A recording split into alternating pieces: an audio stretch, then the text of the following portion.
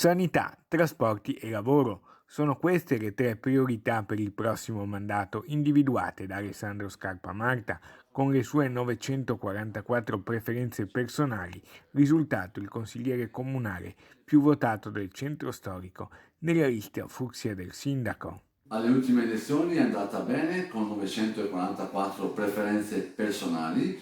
Volevo ringraziare tutte le persone del territorio, i cittadini che ci sono stati vicino in questi ultimi 5 anni.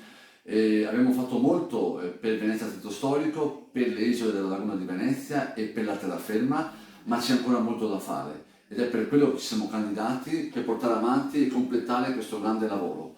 A Pellestrina, isola dove è nato, lo ha votato un elettore su due di coloro che si sono recati alle urne, ma Scarpa Marta ha raccolto una raffica di consensi anche a Lido, Malamocco Alberoni, Murano, Burano, Sant'Erasmo e Sant'Elena, il sestiere veneziano dove risiede.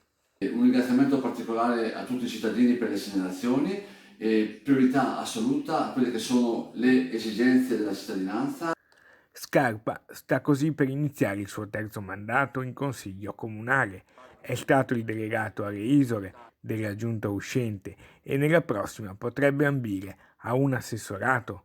Lui conferma il suo impegno a lavorare per la gente e il territorio e aggiunge: In particolare per la sanità, per i trasporti e il lavoro. Un grazie di cuore a tutti voi.